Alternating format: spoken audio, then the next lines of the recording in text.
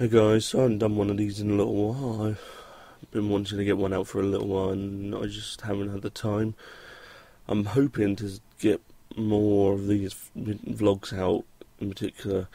In the background you'll see I'm playing another vanilla game of Minecraft. I'm going to be recording quite a bit of that and hopefully using that and having that as background for these videos so that I can put out more of these vlogs. And on my channel you'll notice I've been playing Grimrock quite a bit. I'm really enjoying that game, so I hope you're watching that. And I'm also going to be doing more of Little Big Planet. I need to get back on and do some more levels. Also want to start playing Skyblock. I did play this a little bit before, didn't record it, so I'm going to play it and record it. Not sure whether I'm going to do it as a series or whether it's just going to be used as filler, as background for one of these vlogs. But yeah, these videos I'm hoping to get out at least once a week now. Now that I've got an idea of what I'm going to be using in the background.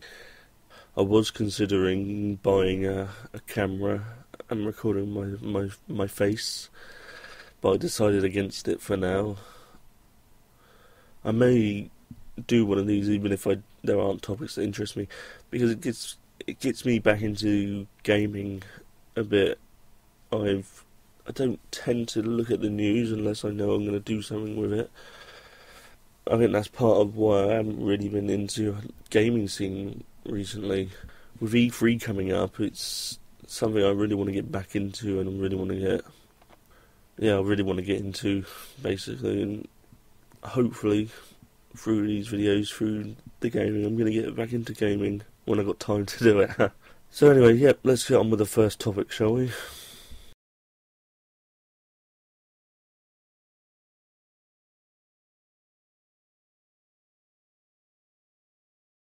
So Bethesda have finally announced the long-awaited Elder Scrolls MMO called The Elder Scrolls Online. We've known about it for a little while through the trademark of the name Elder Scrolls Online.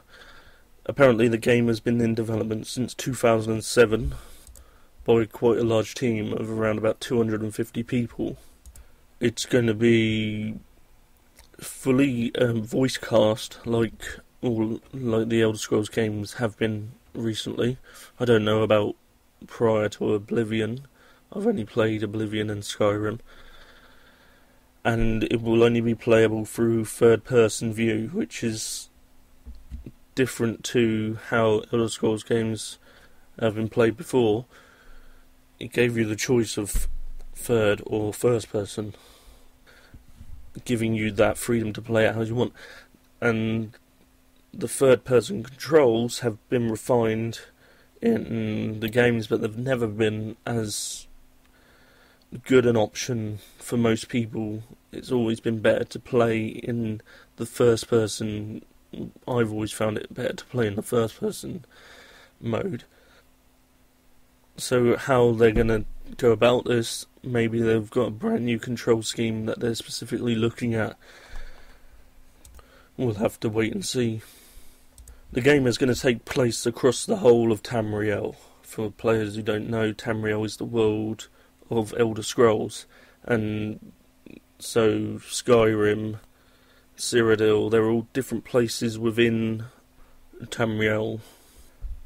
How they're going to go about this is that you will start off within a certain area, and then as they release expansions you'll be given access to new areas. So it's a good way of doing things.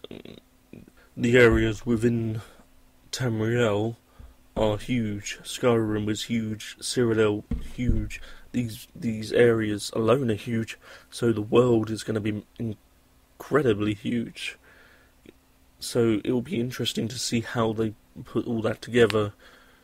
The game is going to be set 1,000 years in the past, and looking at the trailer, don't expect any dragons or anything like that. It looks like it's more going to be focused on war between different factions, as you would expect for an MMO. And from the sounds of it, they really are trying to make this an MMO first, which I don't know. I would love to see them take the ideals of Elder Scrolls and put that into an online game, and then adapt what you would normally expect from an MMO into that game in a way that doesn't take away from the world.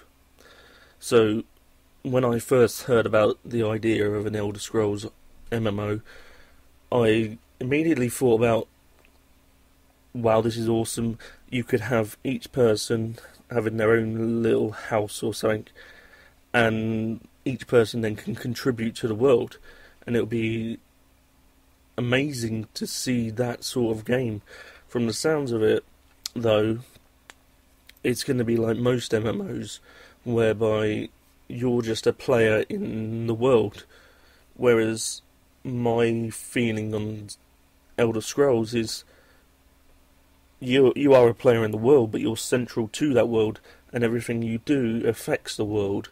So, I don't know, I'm unsure about it. I like the idea of an Elder Scrolls MMO, but it is a bit early to start making these criticisms. We haven't even seen anything, and we're unlikely to see anything until next year. I believe it's due to come out in 2013. Bethesda usually very cagey on the details. It took a long time for them to release much of anything around Skyrim. Most of that stuff was leaked. But what I would really hate would be for them to just be using the Elder Scrolls name in order to try and get a lot of subscribers to an MMO. I don't think that would be in the spirit of what is the Elder Scrolls, and I don't think fans would like that too much. They do say they're going to try and appeal to the Elder Scrolls fans, and they're going to try and find a way of bridging the two together, which is a great objective to try and do that, and bring more people into the world of Elder Scrolls, bring more people into the world of MMOs. But I just wonder if that would be too much of a barrier for a lot of people.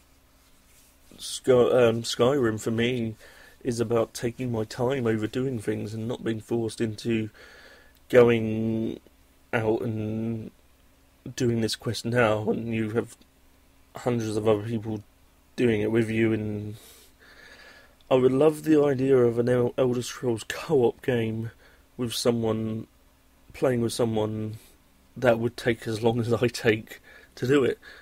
So I just wonder, really, would an Elder Scrolls MMO be for me, as much as I like the idea? Just, I think, watch this space for now. I'm certainly going to give it a lot of attention, and hopefully it'll prove me wrong, and it'll be amazing, as all other Elder Scrolls games have been. But we'll see. TimeSplitters 4.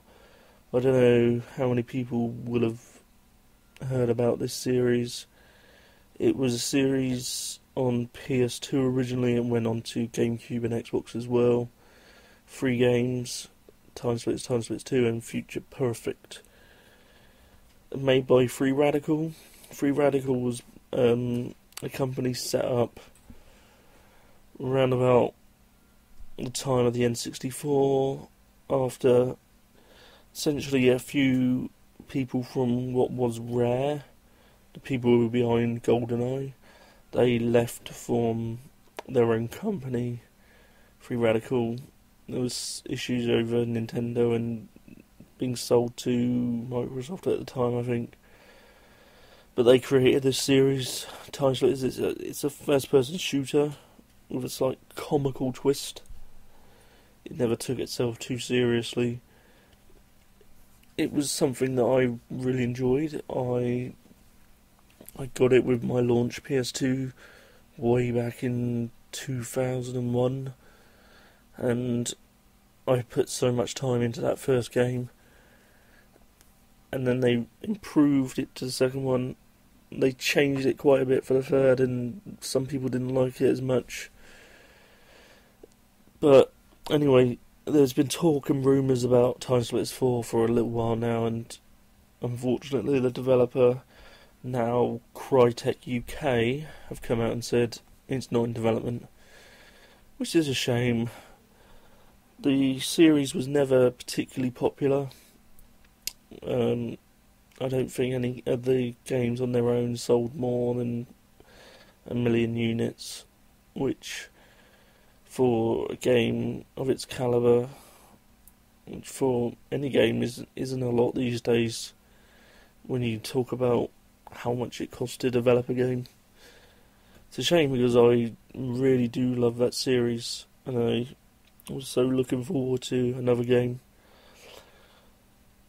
All they talked about was TimeSplitters 4, though there's still rumours flying around about a HD remake of the series and of TimeSplitters 2, but we shall see. It sounds unlikely at this time, but if enough fans get together and say they want it, who knows what could happen. The thing that I would probably miss the most is the opportunity to see how they would have taken their map editor.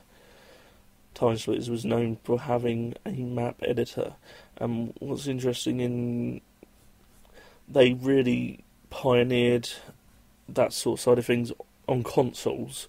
Obviously this sort of thing had been done quite heavily before with PCs and modding and that sort of thing, but on consoles you didn't really get too much of that sort of thing, and when they put a lot into the map editor, you could make story levels by the time it got to TimeSplitters 3, and it was really involved, and I was really looking forward to seeing how they could have taken that forward.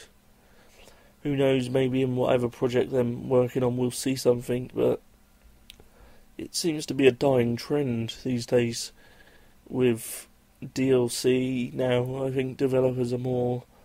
They don't want people to make their own levels and such. Some developers still do it. You look at LordyPlays, games like that. But some developers will see the opportunity to make more money.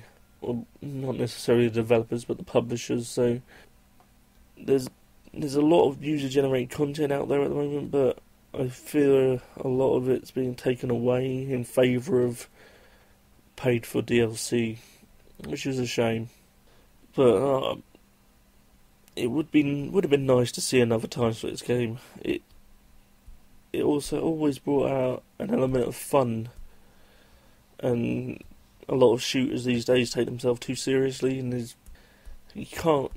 I enjoyed the competitive aspect, despite not being any good, because they messed about with different things. You had monkeys, and they were crazy, and that sort of gaming I kind of miss with the competitive scene that's around now, things like Call of Duty. So yeah, it's a big shame for me. Maybe one day. Okay, this one turned out a bit longer than I expected. Sorry for that. I'm going to try and keep them under 10 minutes in future. It's just easier for me to upload, and I'm sure you don't want to hear me going on for too long.